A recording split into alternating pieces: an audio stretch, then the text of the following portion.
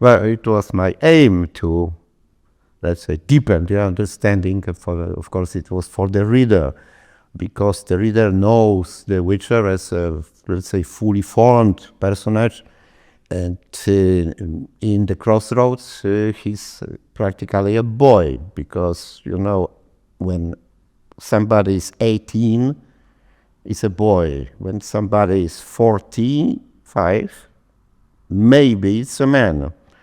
When somebody is 77, as like me, it's a real man, l'uomo vero.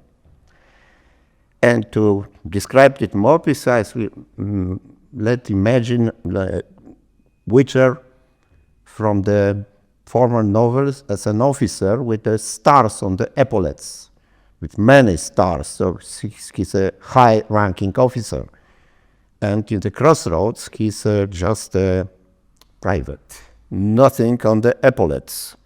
So the reader must wait for him getting experience and getting stars or chevrons on the epaulets.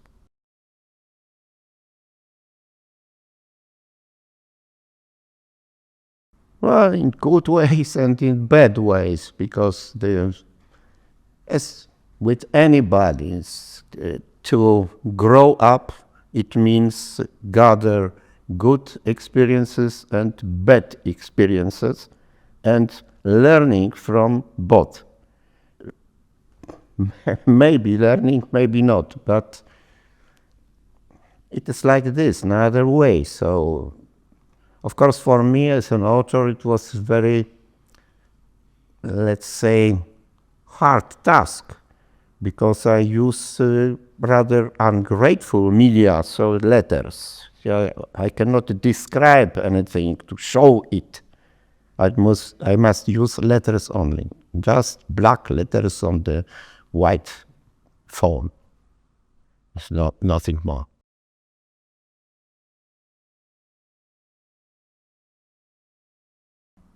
Well, the same.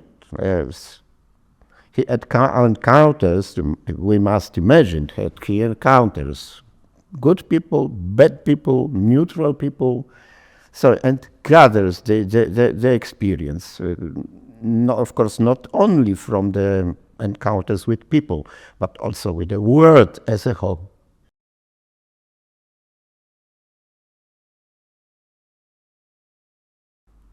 Well, it was also my task to deepen them, to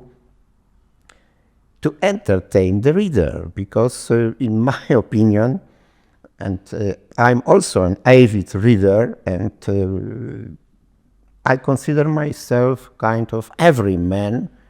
So in my opinion, what's funny to read, to make a good entertainment, will be the same to anybody and to everybody.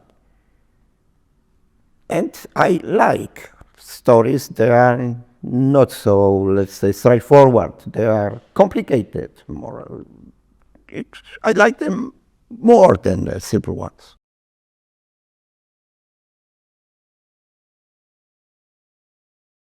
No, I use every folklore you can imagine, because for me there's no difference. But of course, I am a product as a human being, grown in some folklore. It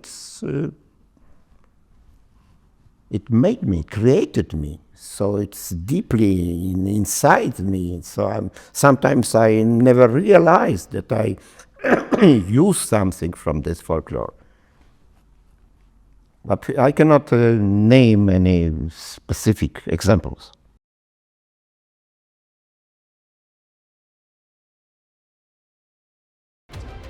Not at all. Not at all.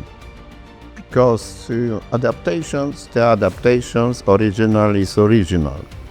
To use the expression of Rudyard Kipling, east is east, west is west, and never the twain shall meet. That's the same with the original adaptation. In my opinion, there are no connecting points. So I do not pay attention to the adaptations at all. I write as I deem fit, simply. Adaptations, let them be.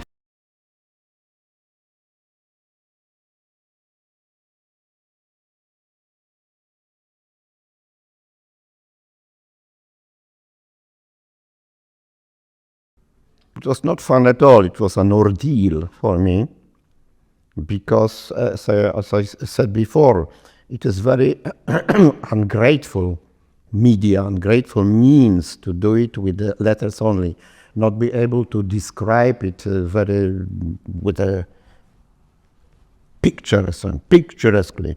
This is only letters, and to show that somebody is young and that he's not the same person, the same, let's say, being, but not the same person as the Witcher in the former novels. So it was not so easy, but the reader will be the judge if I've done the task well or not. It's not for me to judge.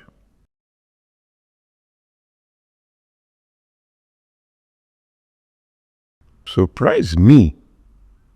So it sounds like the process of creation is some kind of, let's say, monster that hits in the closet and then jumps out and shouts boo at you.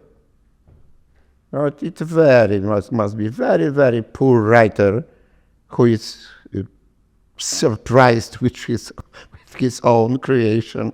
It sounds funny. That sounds a little bit funny. You know, nothing can surprise me because I do it myself. There is no monster hidden in the closet.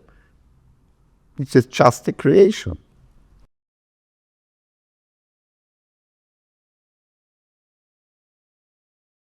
Well, quite a lot of them. I don't know how much time we have to name but a few. Of course, like they say, not necessarily in that order. Let's name Joe Abercrombie, Rebecca F. Kong, Ben Aronovich, Neil Gaiman, of course Stephen King, the old master, but still active. Whom I've forgotten? V.E. Schwab.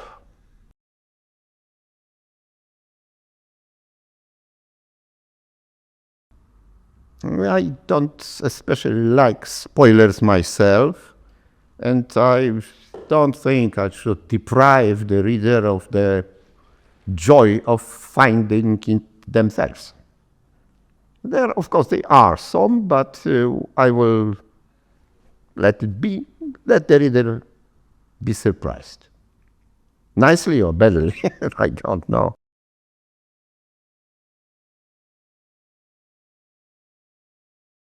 Yes, I do, but I will say nothing more.